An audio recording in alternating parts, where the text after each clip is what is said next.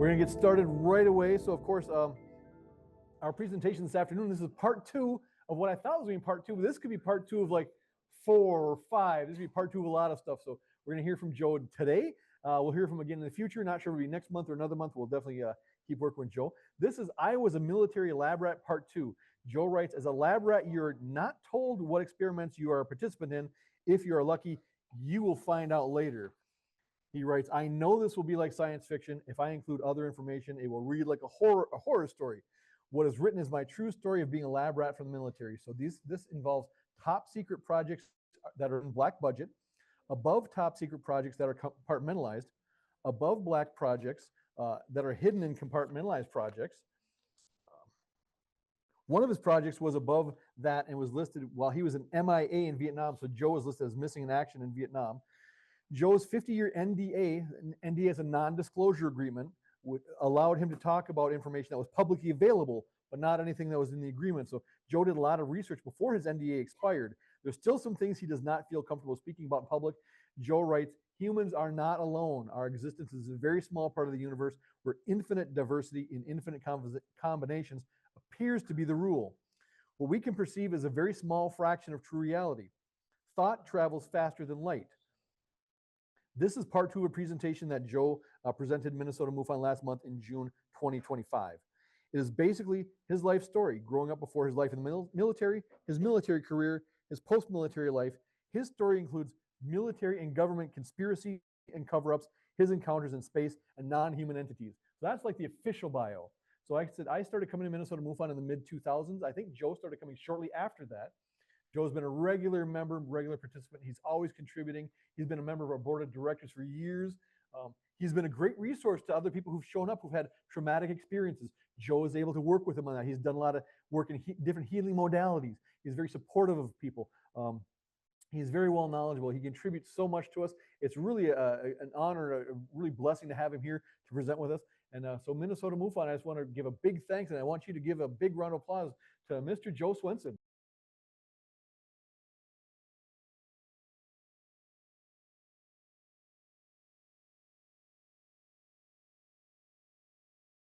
Okay, so today's presentation is a secret, you know. Whoopsie. There we go.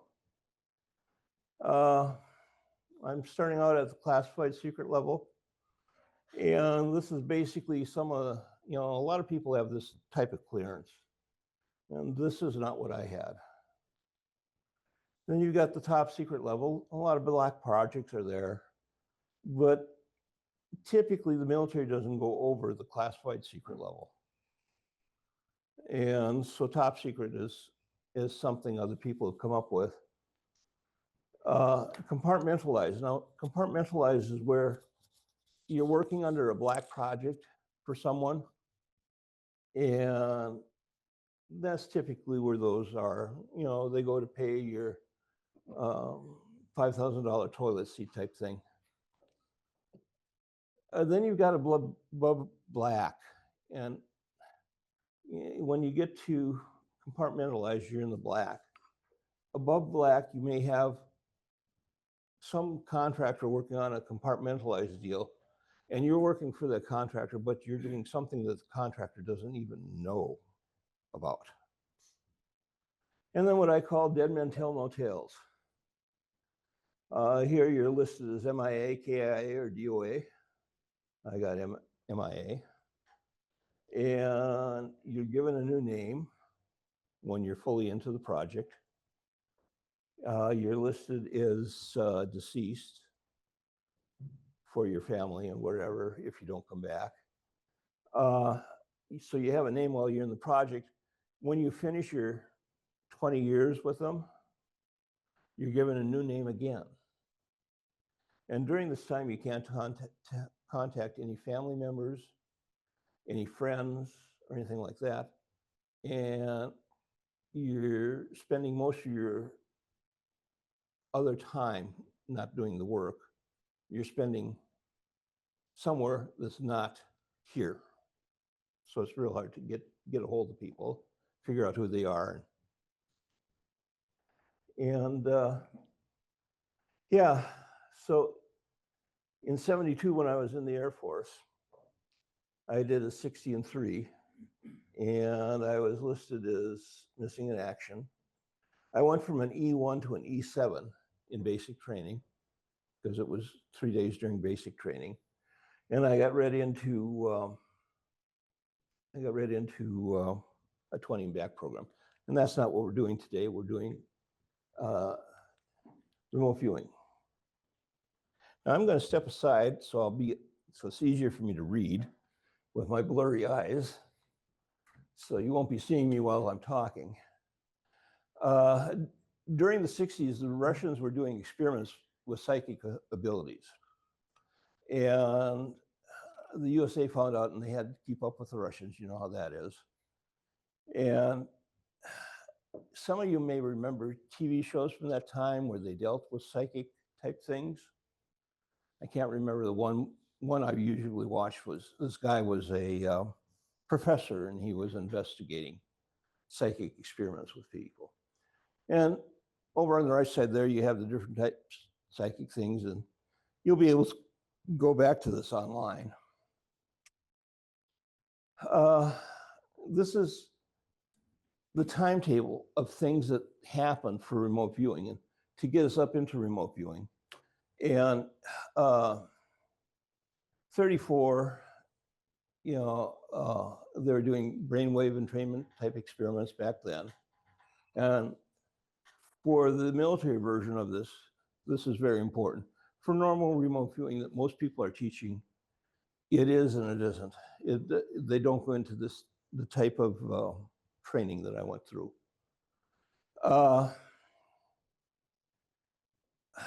They synthesized LSD. That's a part of it that I went through. The Philadelphia experiment. Survivors reported telekinesis, and some people of the VA at one of the upper floors where they're housed, if their frequency of their belt device went bad, like the batteries died, and they would get a strange look on their face and walk through the walls of like 4 or 5 floors up and just walk into something else, disappear.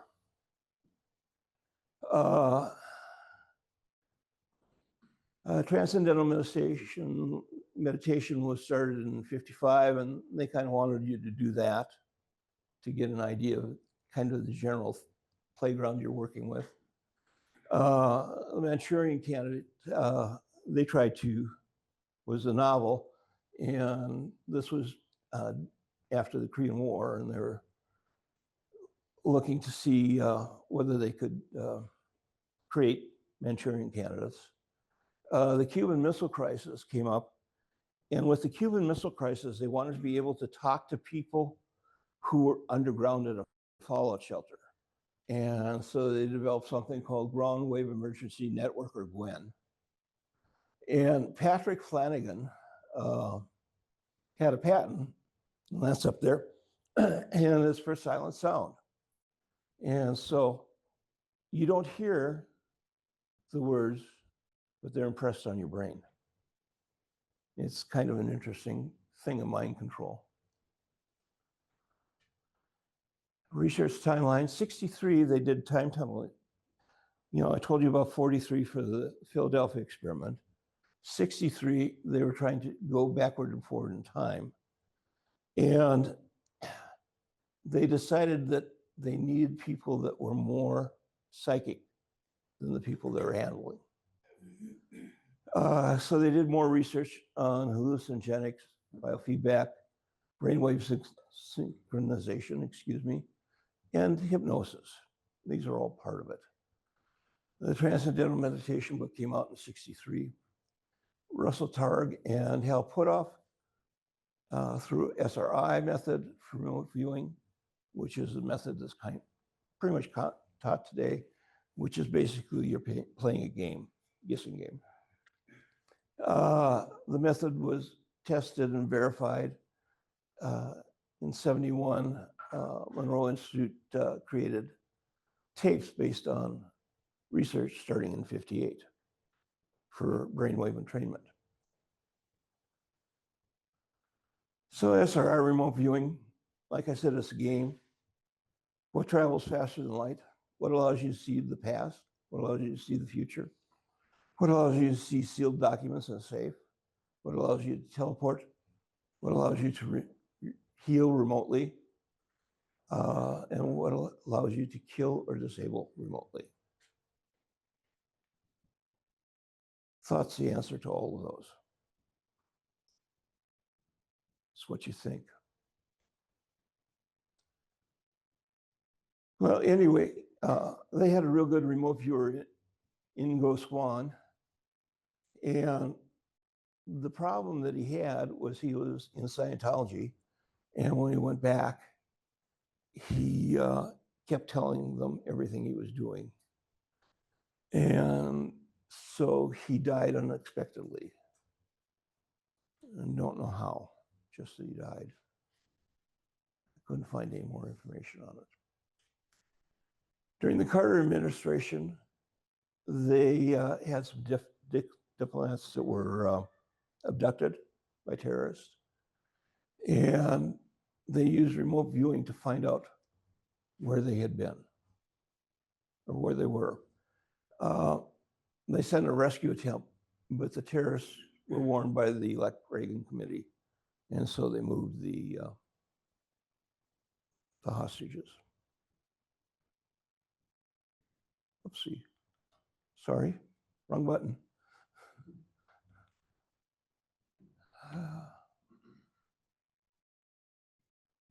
And for the game, you are given a target code number and no other information. And there's a sample target number, it means absolutely nothing. And you play the guessing game in your head. Quiet your mind, remove your emotions and distractions and your prejudices. Focus your thoughts on the target and write down or draw everything that comes to mind. Someone evaluates the results of yours and others to see how they match to what the target is. And you got to remember, it's just a game.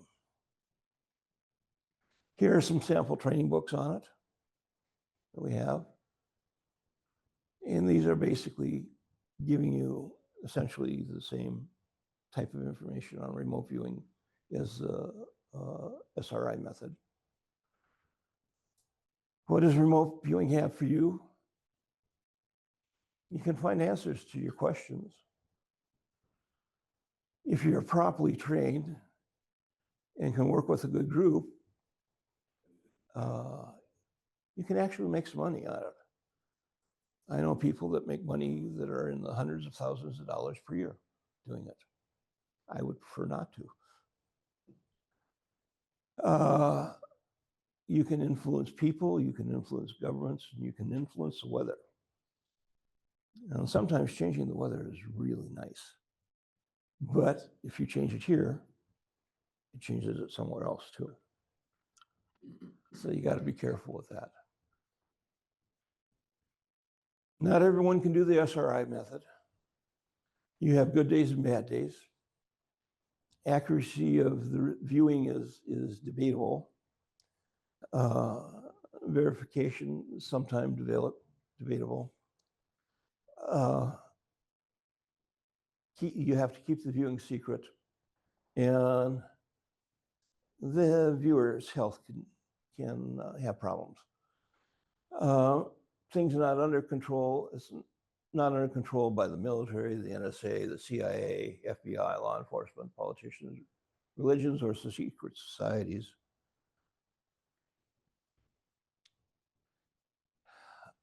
A new remote viewing method is a gateway experience. The first step in the gateway experience is to expand your mind. And so they usually dose you with an LSD and or peyote at the same time. I got both of them at the same time down in basic training. You get out, and then they start using the Monroe tapes on you for brainwave entrainment. Because there's certain frequencies that your brain hits when you're remote viewing. So they want to make you hit those frequencies. with the Montauk project, they used a radar beam to do that also. You know, you got to learn some meditation and some focusing. And they recommended transcendental meditation. I went to the first class and they said, if you can form clouds, you know, you pay $10,000 of classes for years, and then you'll be able to form clouds. And I was going like, huh, I think I can do that now. And I went outside and formed clouds and said, okay, I'll read the book when it comes out, but I don't think I need this. And Silva Mind Control is the one that I liked, because Silva was an electronics tech, and he had developed this whole thing based on electronics and frequencies. And then there's also hypnocybernetics that will do the same type of thing. And I've read all three of those. You test next thing they did is they did a test on me to see if I could separate the hemispheres of my brain. And by that, they wanted me to have one that was doing logical functions and one that was doing creative functions separately, but linked together with common feed. And so they set me down on a Pong game, and they had galvanic skin response sensors on 2 fingers of each hand, and I had to sit perfectly still while they videotaped me and play Pong with myself, which is really weird to do, but it can be done. Now, in order to get to the gateway experience a little bit further, when you're actually doing it, you have a controller and a subject to remote. The subject does the remote viewing, and the controller is in the room to lead you along as to what you're going to do. And so my remote viewing was done that way for most of it. The controller asks questions and takes notes, you know, typical thing. 72, June, I was given the LSD doses in peyote, received an honorable medical discharge 2 weeks later. In 72, I came home, I got married, came back from my honeymoon, found out I was MIA in Vietnam, which was a cover story. And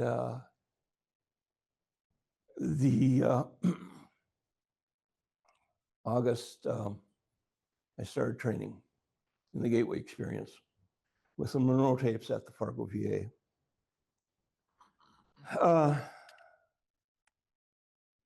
There's a link for the Gateway experience article if you want it.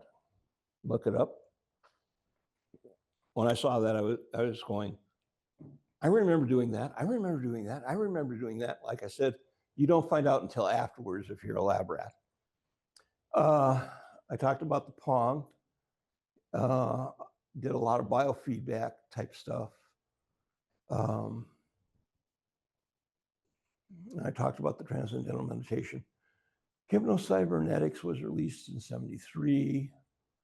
74, I was called to Minneapolis VA to do more newer Monroe tapes than they had in 72. 78, I read Silva Mind Control.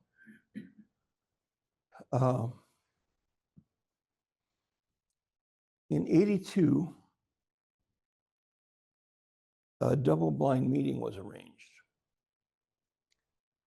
And the reason it was double-blind is because from 72 to 82, military intelligence had been monitoring everywhere I went and my phone, constantly, phone calls I made.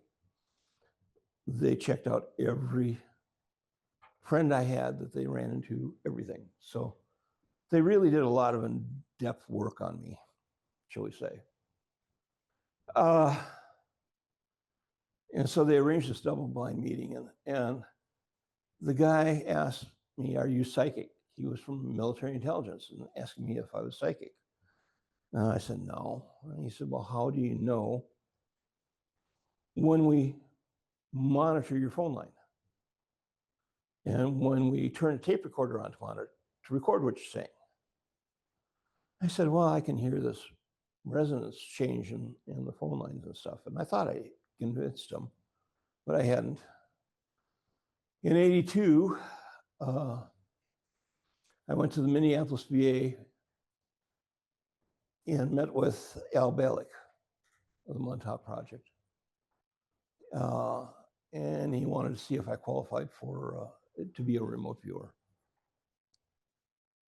In 82, the Ground Wave Emergency Network is designed, as I said, to communicate with people on the ground. And some of the frequencies overlap on these things, and that's why they're here. 83 was the Montauk Project, for that 1 year, because it's a 1 year time slice, 43, 63, 83. It happens every 20 years. 2003. It didn't happen in 2023, so that was kind of interesting. Maybe what we did in 2003 kind of shut them down. And when it first started with the Montauk Project, they were looking for a timeline where someone by the name of George Bush would be king of the United States or emperor of North America. This is what the parameters started out to be. The Minneapolis airport at the time had a jumping radar, and that was the radar beam that they used to sync for me for the sessions. So for 1 hour, I had that radar beam trained on me. Where we were is I was in a 3-story WPA building between Highway 55 and the Mississippi River that had been abandoned pretty much by everyone, but they still had the keys and kept it under maintenance and stuff.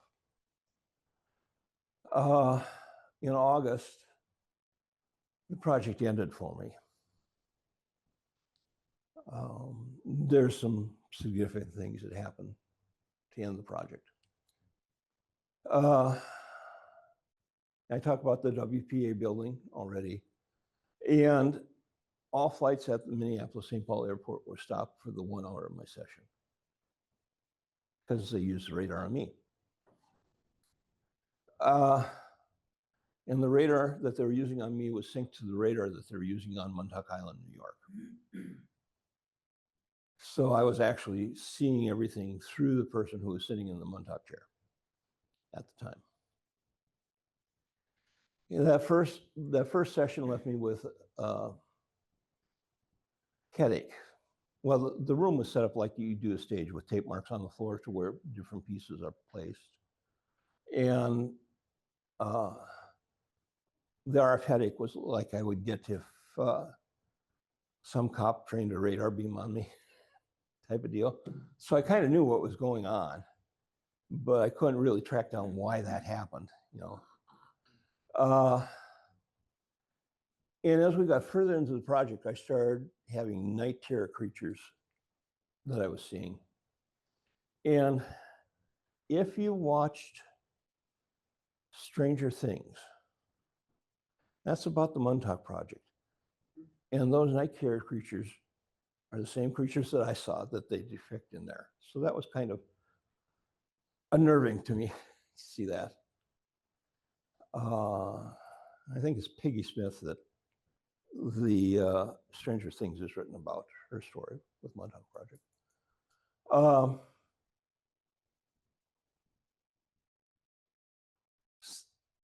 After the Montauk Project, I could still, whenever they turned the equipment on, I could still sense it. Still feel them turning on, even though I wasn't hooked up to the radar or anything like that. People often ask me, well, you looked at future timelines and stuff. What's going to happen in the future? And I have to tell them bluntly, I don't know, because we looked at over 1,000 different timelines. They talk about a multidimensional universe. There it is, right there in plain sight for you to look at. There are non-humanoid intelligences out there. I don't know why I included that there, but there are. When I was in space, I was told that there are, in our little galaxy, the Milky Way, there's over 200,000 intelligent humanoid life forms. And I was told that there are over twice as many intelligent non-humanoid life forms.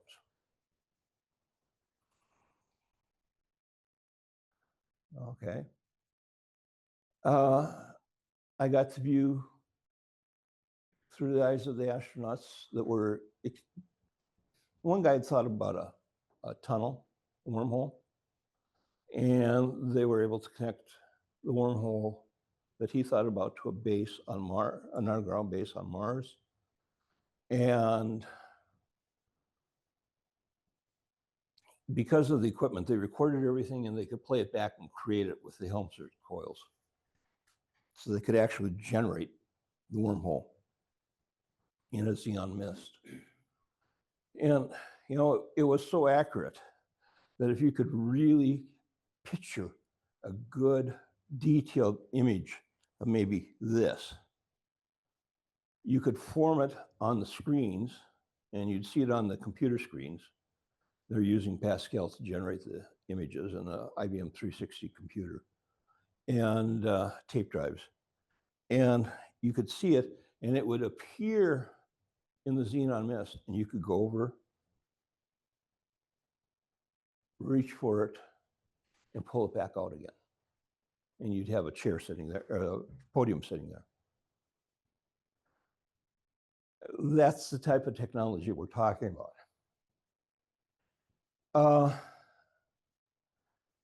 So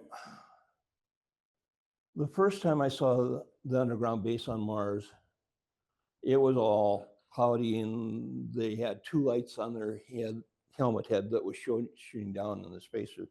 The next time I saw it, everyone was there working in shirt sleeves. So that's, you know, white shirts, black tie type stuff. What is xenon mist? Huh? What is xenon mist? Xenon.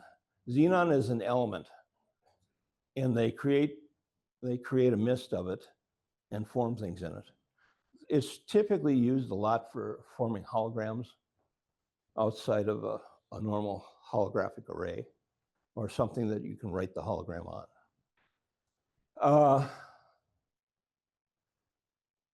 The last session I was with in August, I decided to take control instead of letting the controller direct me. And I wanted to see things and I wanted to see what was going on and what they were really doing. And you know, I could see all the way back to the resonance with the Philadelphia experiment and the time tunnel experiments in '63. But in the underground base, it was like a labyrinth down there. And as I was looking around, I saw a reptilian. And I had a kill on sight order from when I was with the group in space.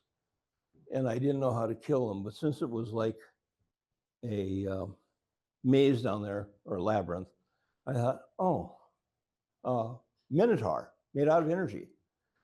And that shut down the base. So that shut down the project. Psychic teleportation is possible without technology to places you have been. You can psychically implant thoughts into other beings. You can read other people's minds. You can psychically repair or destroy electronic devices. I learned that while I was in the training for the Gateway experience in the 70s when I was repairing computers. Because I think through the circuit on the design and I get out to work on the computer that was down, cold, stone dead, and suddenly it was up and running. And it had happened about the time I figured out where the bad gate was and sent some healing energy to it.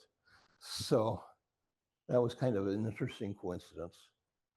Thoughts can kill or heal. And with Reiki, you can use your thoughts to heal. All of these take a toll on your mind and on your body. I would not like them done to me. I quit doing them. I don't do demonstrations. if you try to contact me psychically, I will probably send the sister die the first time. But being brutalized in the 90s by the people they are training, you'll see me being violent after that, psychically. So I give a warning. Okay, that's one. Now, can you find the one on teleportation? Think we got time for it? I think we got through that one fast enough. Yeah, we got a little bit hour plus, so. Yeah. Now, teleportation, which is going to be coming up here in a minute, as soon as I find it. Teleportation is, or portals, teleportation and portals. The Air Force did some research on this. Now, the research was published in 2003. Sorry, I'm over here. Oh, no, that's fine. The research was published in 2003.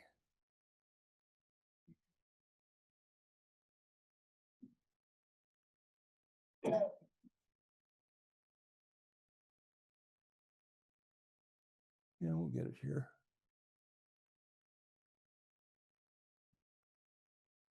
There we go. Hold on, I got the wrong one. Huh? Got the wrong one for the online.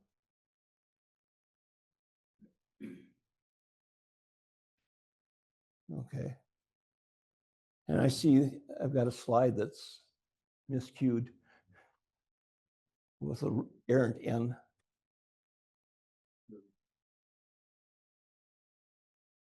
That looked like that was it, wasn't it? Teleportation and portals. That was one you had up. There we go. Got it up? The right one for the online. Oh, you're trying to get it online yet? Okay.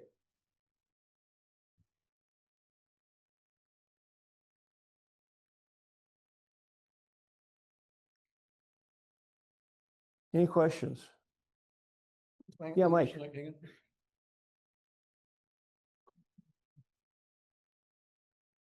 So can you hear me? Am I coming through? I guess I am.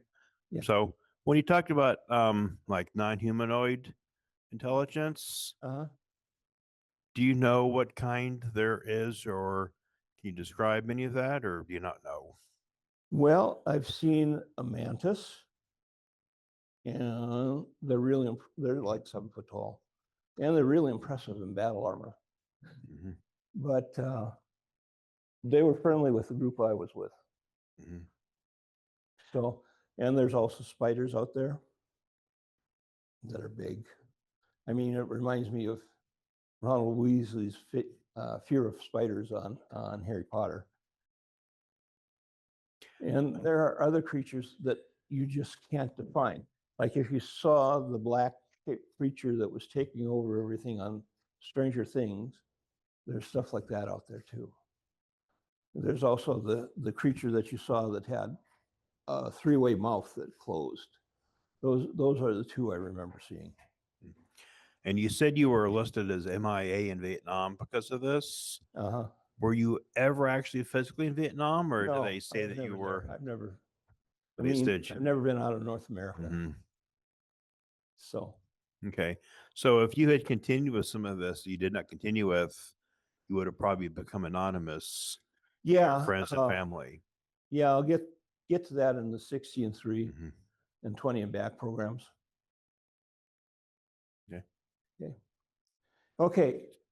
In 2003, the U.S. Air Force released a study, and there's the call number for it if you want to look it up. And this was published in 2003. It was probably done 20 or 30 years earlier. And in 2004, it was released to the public with the DIA dump.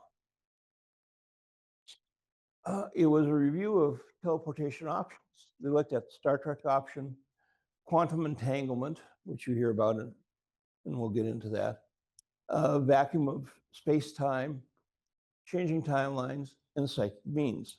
You know, that's what I'm going to get into here in a little bit.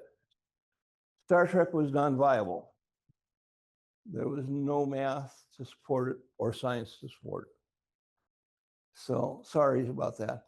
And if you want to see the math that supports some of this stuff, Charles Steinmetz had a book called 4 Lectures on Space-Time and Relativity. And the math is all in there. And that was from 1936. You want to build a UFO? The math is there for it. Okay, quantum entanglement.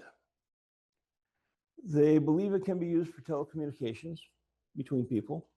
And it's also used in our quantum computers today that they're playing with. The vacuum of space-time. This is zero-point energy. Has anyone heard of zero-point energy? Yeah, this is what this is. Aaron Tank did a demonstration here with a plasma tube, and we watched the frequency of hydrogen change to helium. That's tapping zero-point energy to do that reaction, just by frequencies. Okay. Also, what happened, Project Rainbow or the Philadelphia experiment. Francis Bitter is the person who did the original work on the magnetics for the Philadelphia experiment back in before the U.S. got into the war. He was helping them, England, with magnetic mines that were being put into the harbors and stuff. And Eric Dollard had the job of going through and reviewing all of the basic electronics, and you can find Eric Dollard online. He has a lot of YouTube videos. And Bill Lear talked about, just before he died, he gave a lecture to engineering students and said that you can go into one telephone booth and you dial a long string of numbers to get in, then you dial another long string of numbers, and it'll transfer you from New York to LA in a split second.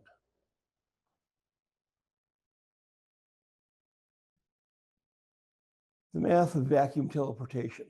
Hal Puthoff wrote down the math for vacuum teleportation. Now, depending on how you arrange the variables, and he doesn't have all of them here, he's reduced it somewhat. But it's basically a tangent waveform. And with the Montauk project, we found out that you could control the opening at either end of the waveform. So you could have something that was very large at one end and a pinpoint at the other end. And they would sometimes use that for monitoring people. I was visiting Aaron on a farm, and I said, I think we're being monitored. And his guinea hens just went nuts. And they were looking at a spot in the sky, quacking and quacking and quacking. So Aaron and I moved to continue our conversation. And the guinea hens moved and the spot moved that they were looking at. So, you know, they can do that type of stuff.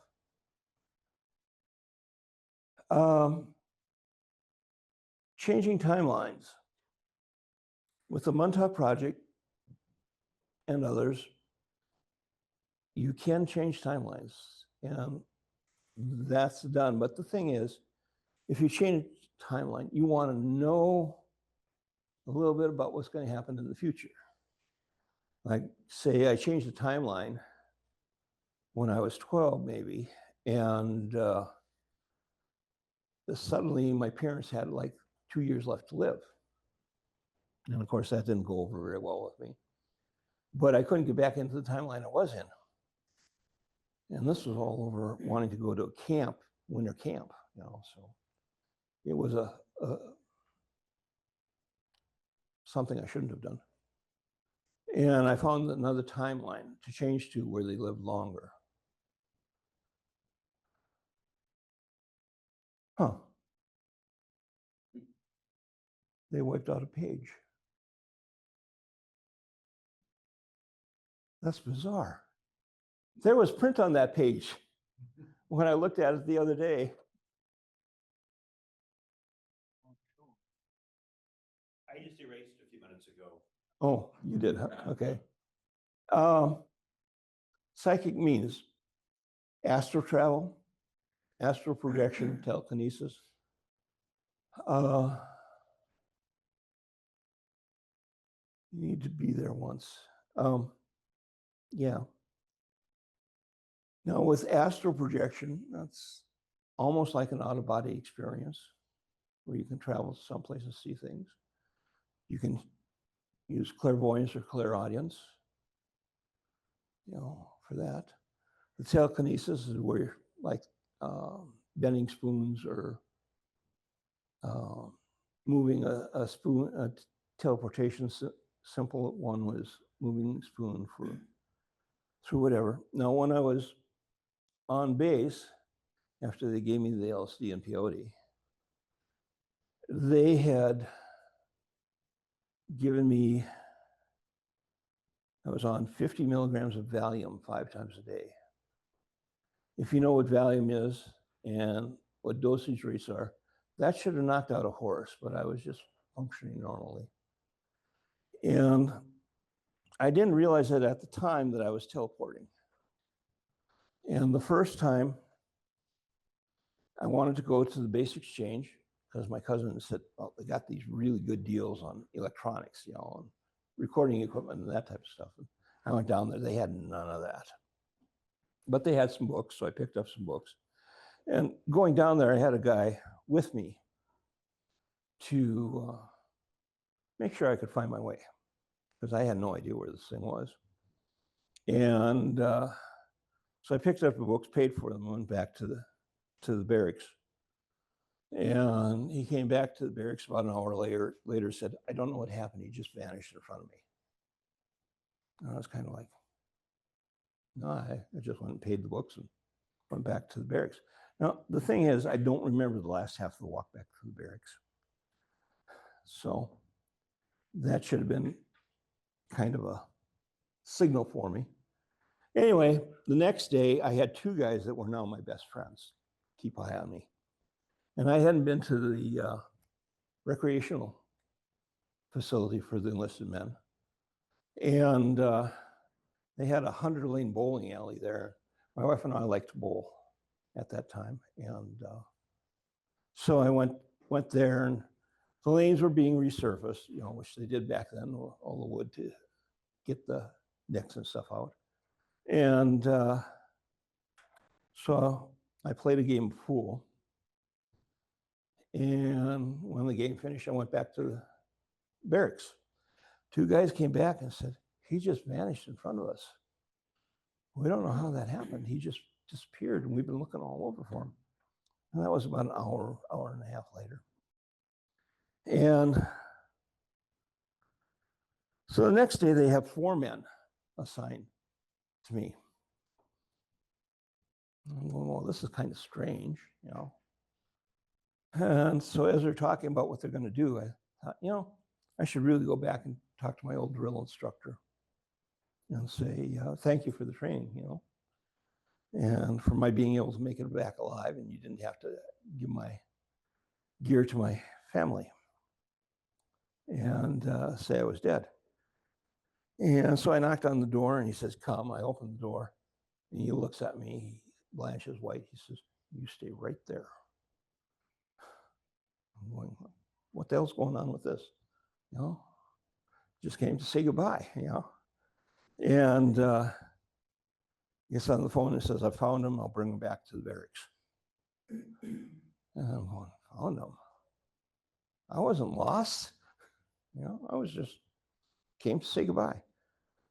And so he gets up from his desk and he says, how did you get by the guards at the gate? Some guards, gate? I don't know. I walked. So when I got back out, here we've got 2 layers of fencing with razor wire out and razor wire in. And there's a gate with 2 guards at it. And as we're going through, he tells the 2 guards, I'm going to have words with you when I get back. Because it was supposed to be a secure area, but it was where we had been training. And so the next day, I have 4 MPs there, and 2 of them are holding on to me at all times, touching me. I'm going, these guys are awfully handy. What the hell, you know? And I have to read over my contract, and I said I went in as an E1 and I came out as an E7. I'm going, well, that sounds kind of strange. And I've got a 50-year NDA. Well, that's going to be a pain. And so anyway, one of them packed my gear. I wanted my dress blues, but I wasn't allowed to take my dress blues with me. So it was just khakis. And one went down and started the car. The guy who packed my gear threw that into the trunk and opened the door for us. And so the 2 guys that had their hands on me as we got into the backseat of the car at all times, make sure I wouldn't disappear on them. And they drove me to the airport, and they purchased my ticket back to home, which was in Fargo, but I had a stop in Minneapolis. And I get onto this plane, you know, Dallas, Fort Worth, and they walk me up there holding on to me. The guy who's got my bag had checked it in and had tickets for me, right? And so I've got a first-class ticket to Minneapolis, and I'm going like, I've never flown first class before, you know, and I'm all of 125 pounds at this point. You know, I'm 315 now, so that'll give you some idea of how thin I was. And I've got first class all to myself. There's no one else in first class. And they're standing at the doorway for the flight, and they're watching me until the rest of the plane is loaded and they're ready to taxi. And then they go out and close the door. But that was my time with the Air Force. And I told that to a friend of mine, and he said, you know, years later, he said, you know, later in the 70s when the book came out by Charles Berlitz, The Philadelphia Experiment, you got to read this book. And because it sounds like what you did. So those are some of the things that are out there. I think that's about it for this. Oh. Physicists are now working with 11 dimensions of space-time. And they think there's 11 there. Neurobiologists believe our brain is organized as an 11-dimensional matrix. Doesn't that sound interesting? Thank you. Any other questions? When you talked about walking and they didn't see you, did anybody, or was there the availability to go back and look at camera footage and verify what did or No, they Not didn't have happen? that back then. no cameras? No. And when you talk about changing the timeline, and you said your parents would have passed in a couple of years, or you changed the timeline. Yes. When you changed the timeline, were there any other effects or rippling effects of you changing that? So You were some. changed it in a positive way for your family, but were there any other effects of that that would affect I something wasn't or aware somebody? of anything more than my family at the time. Mm-hmm. I was 12. Okay. Okay. Because you hear about like parallel universes and like you make a different decision, you branch off in a different parallel universe. Yeah, that's kind of what it You is. think that's kind of what that is? I think I get into that in Yeah. another presentation Yeah. that I've And got. I have one more question. When you were not visible to those people and you were going back and forth, they didn't see you. Is it possible you think you may have been in a different parallel universe or a different dimension? I You was might have probably switched. out of phase with this one to some degree. Okay. Yes, I can hear you. Thank you so much, Mr. Swenson, for your presentation. I have a couple follow-up questions about this xenon mist, and I'm still trying to figure out what is its purpose in the whole remote viewing process, because I remember some of the stories around Ingo Swann, and that never had shown up there. So are you, by creating a hologram within the xenon mist, are you trying to impart what you see in your mind in this mist for others to see the same thing who aren't as skilled in the remote viewing as you were? Well, actually, what's going on is, first off, they're recording everything that you're seeing, and they're displaying. They're going through the A to D converters and IBM 360 computer and recording everything, and then they're using Pascal at the time to as a software to display it on computer screens on a 2D CRT tube. And they thought, wonder what would happen if we tried to replay the hologram through the Helmholtz coils, and how would we see it? And they're using, in a hologram, typically you have a film that you're using, and what they were using instead of film is they're using the xenon mist for a film that could be changeable as they were using it. Does that answer your question? Yeah, I understand the analog to digital conversion and then running it through the Pascal software to, I guess, start to manipulate the fields. So essentially, then the sensors were just on your skin or on your. The sensors for the person in the chair were an X, Y, Z set of coils. And a Helmholtz coil has one coil that's fixed and one coil that you can rotate inside of it. And that's what they're using for picking up the frequencies of certain areas of the brain of the person who is in the chair. Yes. Okay. Now, this jumping radar, I'm intrigued by this. Now, I just tried to do a quick Google search, and I really wasn't understanding that. So, in general, the jumping radar at an airport, its purpose is just for looking at planes on the ground. No, the jumping radar is actually at the time it was called SAGE radar, SAGE, if you want to look that up. And what it does is it uses it can send out different frequencies, and it can quickly change from one frequency to another frequency, shift. And that SAGE radar is basically what we use today that we call weather radar, where they can see how the clouds are, what the lightning data is, what the density of rain and stuff coming down, whether it's hail Right. or tornadoes and stuff like that. Microwaves. Yeah. So it's basically that type of radar. Okay. Okay. Thank you. And now the other thing is, again, I remember one of the stories about Ingo Swann when he was involved with the Church of Scientology.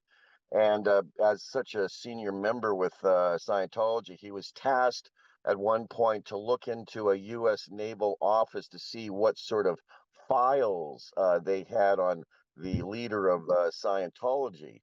And he was able to probe that vault and that file cabinet. And then it was stated that he sense the presence of somebody else. So could you talk about how there is like a counterintelligence versus the individual who's going out and doing a remote sensing mission? Back in those days, it was basically you'd sit down in a room and you'd play that game that I told you about. Now, the tools that he had at Scientology helped him clear different emotional things out so that he could see clearer what he was trying to do or trying to see. And I'm sorry, I just lost it. So, that's what he was doing. And when you're doing the remote viewing, you can, if you're good at it, you can sense other people and other beings. I shouldn't say other people, other beings would be appropriate. Are you aware of how the counterintelligence aspect would work on that? Like what they were doing on the defensive side? There isn't much defense you can do. That's the problem with it. And that's why it really scared the CIA and the military. Hey, you said you conjured up a monitor to attack the reptilian? Is that Yeah, an energy being, what? about a 6 foot, 7 foot tall minotaur out of You energy Kind of made that out of your mind? to Yeah. Attack this reptilian. to destroy everything in there. Shut it down. Bill, you had a question. Yes, back to when you made the 3 trips. Um, Back to when you made the 3 trips, when a bunch of keepers were watching you very carefully and you disappeared in front of their eyes. Do you recall walking to your destinations in those cases? I recall part of the walking, like walking out of the building on the second one, and then walking into the building. And then I recall on the last one, just no walking, just disappearing and appearing at the door. Now, another thing that can happen with the remote viewing and the astral projection stuff, because of the chronic pain that I'm constantly in, when I was a kid, I had designed the lake cabin that my folks eventually built. And that was my place to go to relax and calm down and try and get better control of the pain. And I go down there and I go into the basement level, not the upper level, but the basement level, because it was an over-under duplex type of thing. And I figured people probably wouldn't be living really in the basement level, although it was made with a kitchen, living room, and bedroom, bathroom type of deal. And so I'd go there for my quiet place. One time when I was there, was this gal burning sage throughout the room. And I said, "What are you doing that for?" "Well, I'm trying to get rid of you. You're the ghost spirit that's haunting the kids here, and they're scared of you." And I said, and she said, "You're dead." Well, first she said, "You're dead." And I said, "No, I'm not. I'm sleeping. I'm in my chair meditating in Minneapolis. What do you mean I'm dead?"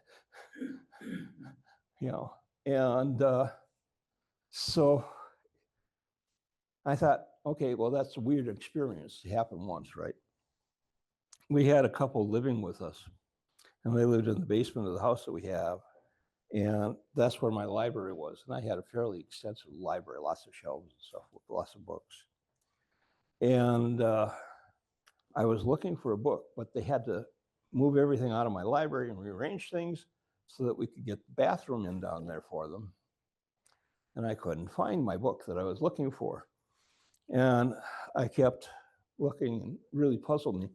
So I'm thinking, I'm in my chair, meditating, and looking, trying to figure out where I had left that book, And she comes out from the bedroom, sees me there. She's on her way to the bathroom. She says, "Joe, go back to your chair and sleep." And I disappeared on her. And she said, "That really freaked me out to see you down there." So you can do all kinds of things that you couldn't possibly conceive of. And all it is if your brain is in the right state, you can do this. Like in my book, I have a listing of the original mental states and frequencies that correspond to them. I'll make a pitch for the book. The book is marketing for $20 to people who are at MUFON. And it's actually a digital book, since I can't get it published. And it's 26 gigabytes. Now, half of that is on the military, mind control, lab rat type stuff that I'm talking about here. The other half of it is on complementary alternative medicine, healing with different things, different minerals, vitamins, and supplements, and frequencies to heal, because you can use frequencies to heal. I think on the healing side, I also have a course on Reiki, because I'm a Reiki master.